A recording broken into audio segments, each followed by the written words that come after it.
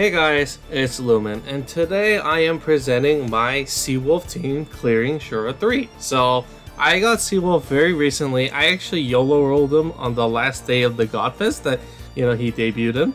So, I was really excited, and I'm like, you know what, I gotta try him out, I gotta run him in Shura 3 right away, and here's the result. So, I did stream the team building on Twitch, but to be honest, that's not very exciting. I mean, I guess it is as an intellectual exercise, but the team building is probably not the exciting part. The exciting part is when you get into the dungeon and you start dying.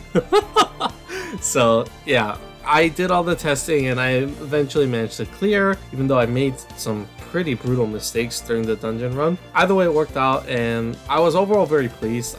It helped me realize some things about Seawolf that I didn't recognize before I started to play him. And overall, I just, it just felt like Seawolf was really strong and really fun, and I just had a blast, So, yeah, here's my Seawolf team. I'm gonna go over the team and what everything does, and then I'm gonna go over kind of how I dealt with the dungeon and some things that I wanted to try out during the dungeon, but I didn't really encounter in my attempts. And then I'll talk about my conundrum with Seawolf, my kind of dilemma. I wouldn't say a dilemma, it's just the way I thought about Seawolf and the way he actually works and kind of how the team building works for him. I came to a lot of realizations that I want to share with you guys that I didn't realize until actually playing him. Sometimes you look at a card and you think one thing like, oh my god, that's so strong. And then you actually play it and then you formulate a completely different opinion like, oh my god, this card is trash. But you thought it was strong because it looks strong on paper. So, it just goes to show, hey, feel is important. Like, how the card feels is actually very important, because even if it's really strong on paper, if it doesn't feel good, there's not really much point playing it. A really good example is probably Ryume. Ryume is incredibly strong. He has strong multiplier, strong active. He has tons of damage. He is really, really strong, but that's on paper. In reality, when you try and play him, he really doesn't feel that good. Like, he's like, he's okay. He doesn't really feel that great all in all. So it goes to show the experience is everything. All right, so let us get into the team itself. So obviously, you have the two Seawolves. Although I don't start with two Seawolves, I actually start with Sophie and Seawolf in order to get the 7x6 board. Now, to execute the swap to Seawolf X Seawolf, what I end up doing is I use Todo to swap in Seawolf, because leader swaps conventionally were done using an inherited leader swap active, which then, swaps the card holding the inherit to the leader position. However, this is not doable with transform cards, because if you put the inherit on a transform card, what ends up happening is either you swap it before it's transformed and then it's completely useless because it's not transformed yet, or you have to transform it and then wait a ton of time for the swap to come up and then you swap it. Both of those options are not doable, so I use Todo instead. Todo allows me to switch a transform card to the leader spot, because instead of relying on an inherit, which isn't doable for any reason on a transfer card, I instead use Todo, which doesn't swap itself. Like, all the leaders swap actives before Todo swap the card itself or the card it was inherited on, but Todo swaps just the fixed position sub to the lead spot. So, you know what? Todo's great, and he's been used for a lot of rank farming setups and things like that for this reason, because it effectively enables the swapping of transformed leads into the first slot. And so this, transformed leads have dominated the meta for effectively 2 years now. So having access to those more powerful leads is very important and very valuable, especially when you're doing stuff like this, 7x6 Seawolf, or you're doing some other farming shenanigans like rank farming or coin farming. Todo is just a great card. Now, of course, he does have his drawbacks, right? He cannot be inherited. So if he was inheritable, I guarantee swapping teams would be absolutely crazy right now. Like, people would swap all day and Todo would be a literal celebrity in the pack community. He would be so amazing. But Gung Ho knows, so they didn't make him inheritable, which sucks for us, but it is what it is. Now, Todo, as I said, he has that dead active. So what ends up happening is, after I swap once, I don't ever want to use that active again, because it'll swap it back and then I get screwed, because Sophie is a much worse leader than Seawolf. Instead, what I do is I inherit on Todo a shield, because remember, the lead swap active takes forever to charge up. So what ends up happening is Todo doesn't come up until the end of the dungeon. So what, I just inherit a shield, which I only need at the end of the dungeon on Todo, because I know that will be up and I can't really use the inherit on him like at all in any other situation. So it's just the best use case for him. Next up, we got Belial. Belial is the cleric of the team, and she does her job admirably. She's the universal cleric. She's like the second best in slot for all teams. You can slot her in a lot of teams, so she's very valuable in that sense. She also provides the dark color coverage for the team. Remember that Shura 3 is all attributes required, so you have to cover all the colors. Belial brings the dark, and then Todo brings the wood and the light, and I feel like that's really underrated about Todo. For this team especially, he covers two colors that would otherwise be very, very annoying to deal with. So I love Todo for that reason, and I think with that, the color coverage, he provides just enough value to make up for the fact that he is essentially a dead slot that only executes literally two things for the team. But that's okay, because those two things are very essential. So next, as I was saying, we have Belial, the cleric. Belial is also interesting because she effectively serves as a counter to recovery debuffs, and I mean like normal recovery debuffs, like 50% recovery or 25% recovery, because Seawolf, unlike his other submarines like Royal Oak and Nautilus, he brings along an innate recovery multiplier, right? Nautilus doesn't have a recovery multiplier, Royal Oak doesn't have a recovery multiplier, so they're forced to rely on recovery augmentation options such as Heal OEs or Team Recovery Awakenings. Of course, Elena comes to mind. You have,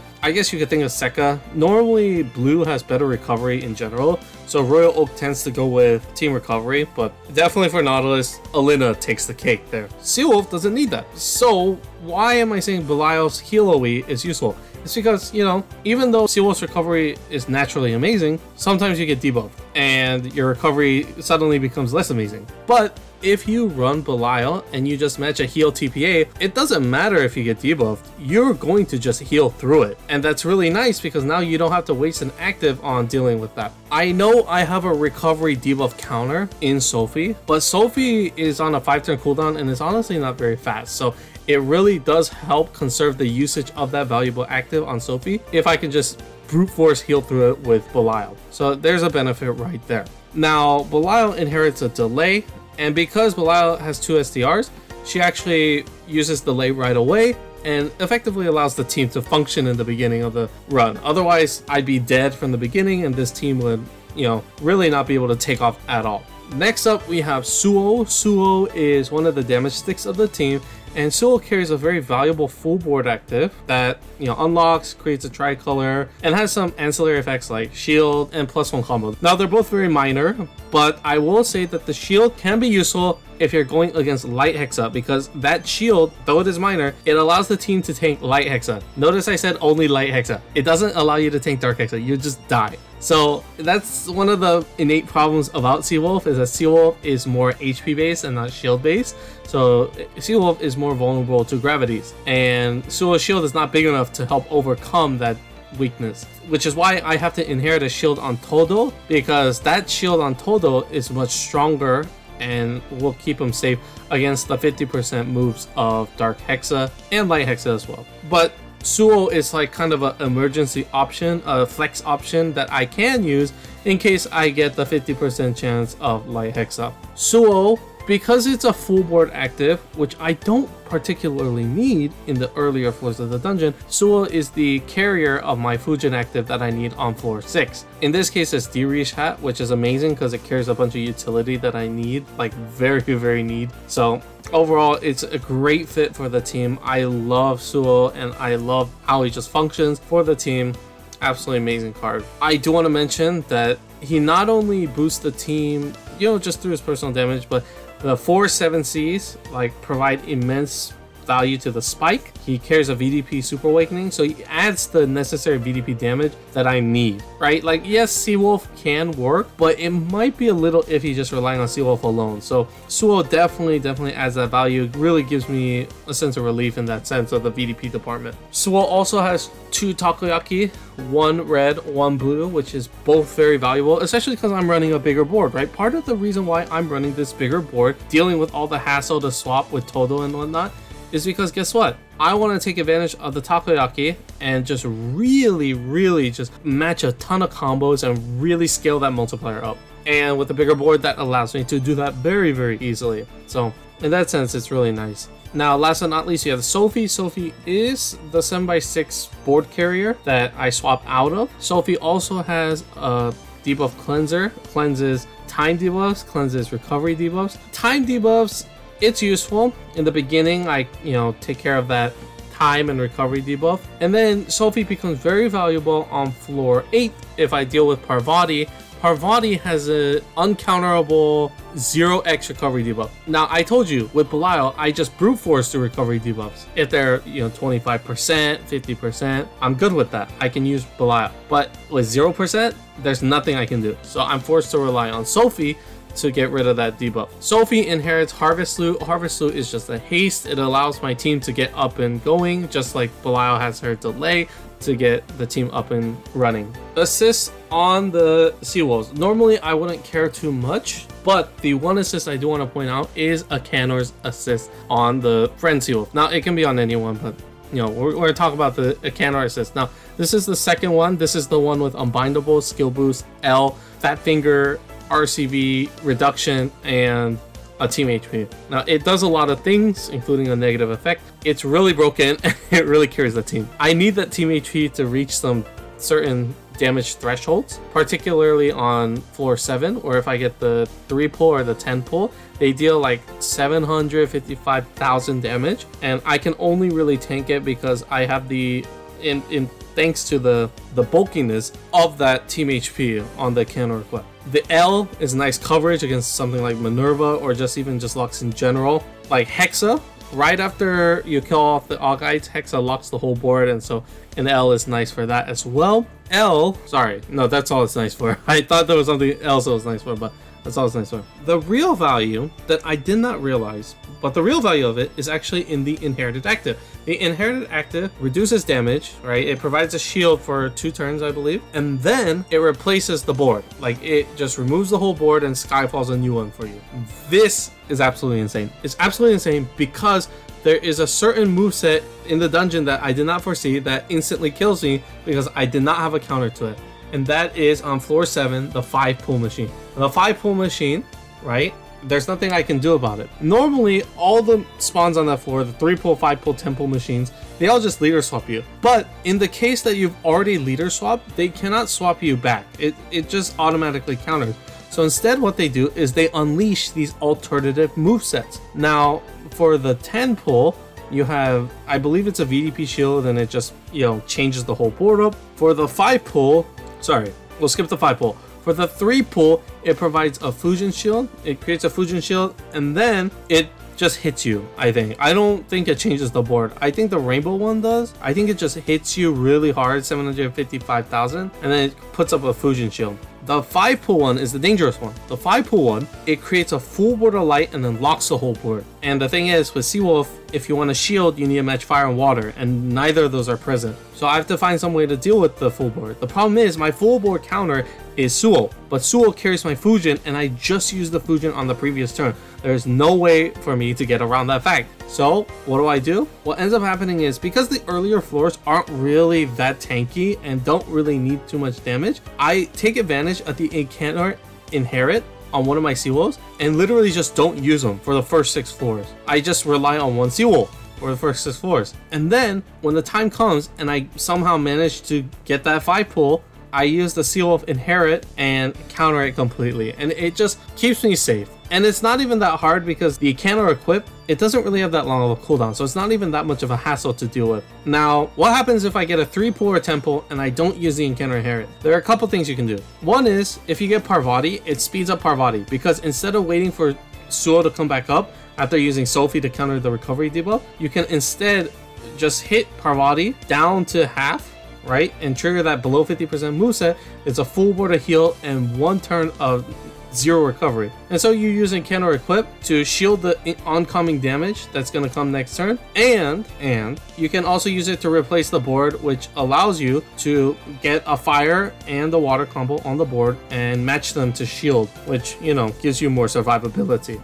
If you get Minerva, then what ends up happening is you just unlock the board and then you dump the active. There's not much you can do about that there. But honestly, if you avoid the 5-pull, if you avoid Parvati, I mean, that's a best case scenario, in which case you're fine dumping the active, because it's like, cool, I avoided all the annoying spawns. Great, so I'm glad to dump this active. It is what it is. I mean, at least it works out. And I'm just really glad because I already was using the Todo Inherit for the Awakenings. It's an absolute monster kit that it has. But then to use the active as well, it's like I just drag out more utility out of it. So I think it's an underrated card. It definitely amazing value. So yeah, there's that. So there's the team, and then I kind of detailed the main problem that I faced while playtesting the build was the Parvati and the 5-pull. Those really gave me headaches until I thought about using Akantor's inherited active. Now, some of the other problems, I think the main one I remembered is don't try to one-shot Baldin. It's just much safer to two-shot, so I don't try to one-shot him anymore. It's tempting because he's not that tanky, but his 1 billion defense is like really annoying. So, I mean, it's cool to one-shot spawns, but it's better be safe than sorry. Okay, otherwise, I don't think I really had any problems. I mean, the team just really worked out very nicely. Much better than I expected. You know, I expressed my excitement earlier, but it's just the build just worked, and honestly it's a win because it's like most of my builds just go down in flames at the very beginning of dungeons, and it makes me like regret so hard. It's like, why did I invest resources in this team? It doesn't even work. It's trash.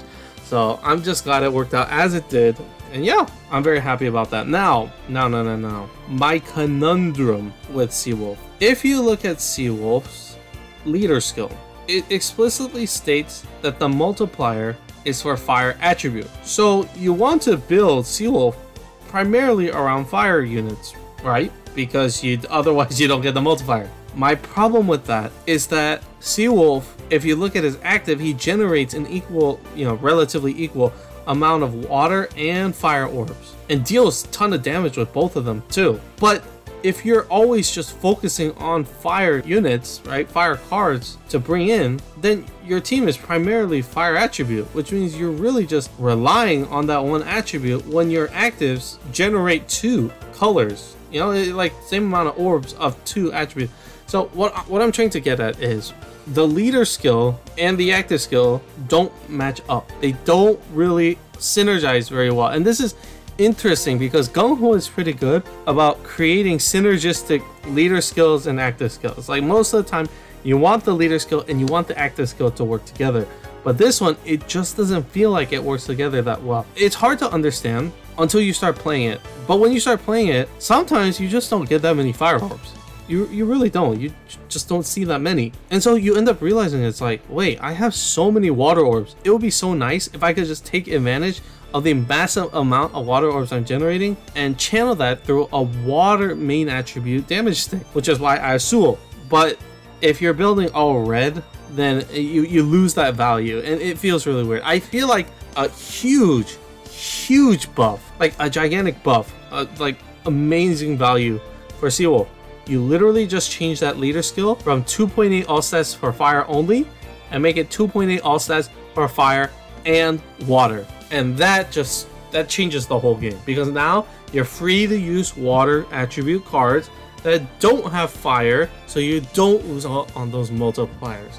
It just makes them much more flexible. It makes the team building just that much better. Honestly, the flexibility is too real. It's like you really want that. So yeah, that's my conundrum, and that's the fix that I'm proposing. It's like you really just implement the 2.8 for fire and water, because like think about for Shura 3, right? You're trying to cover all your attributes, but if you're like, a card only has 2 attributes, so it's like either you go fire wood, fire light, fire dark, or dark fire, light fire, wood fire, right? But most of the time You want to focus on the main attributes because they deal the majority of the damage. But then if you do that, well, there's no space for water. Like, unless you're running fire water, or water fire, but then it's like you need to cover all the colors, especially for Shura 3. So it really just makes it a lot more painful in that sense. Now, of course, this is only for Shura 3, where all attributes are required. In dungeons like MD1, Dimension of the Mystic, you don't have to worry about this. You can dump in a bunch of blue-red subs, red-blue subs to your heart's content, and you're not restricted by any of that. Or even in Shura 2, although Shura 2, All Shura 2 is a little bit, you know, dated, I guess. And it sounds funny, but the jump from Shura 2 to Shura 3 was absolutely insane. It was so crazy.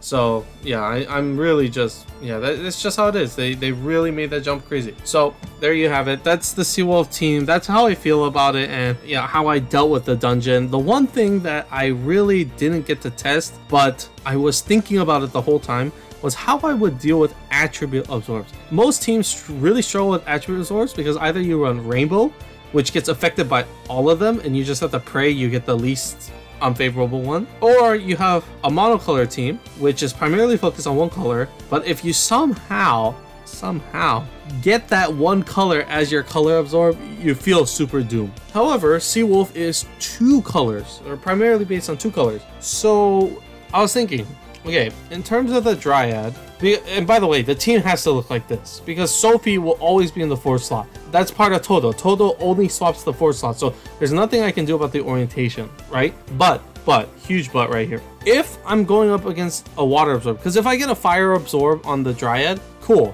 I just match a lot of water and punish through Seawolf and Sophie's sub attribute. If I get a lot of, or sorry, not a lot of anything. If I get a water absorb shield, now this can be on the Dryad, but it can also apply to Gore Face, right? The Dryad, I believe you just, you know, get rid of a lot of water, conserve fire orbs, and then just really punish. And what I mean by that is you match a ton of fire in a mass attack, you match like one little water combo, and then you just pound through, use the mass attack to hit everything, including the Dryad, and then target one of the golems so that the water ping doesn't hit the Dryad that's absorbing water. And I think that'll be just fine.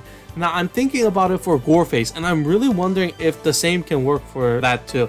And my initial thought is yes, it can. But it's hard to say because, you know, even if you match one water combo, like, what if you're just dealing tons of damage? So the thing is, Goreface is not a particularly thick spawn. He's like 5 billion HP, right? But he also does carry 1 billion defense, I believe, or some ridiculously high defense stat.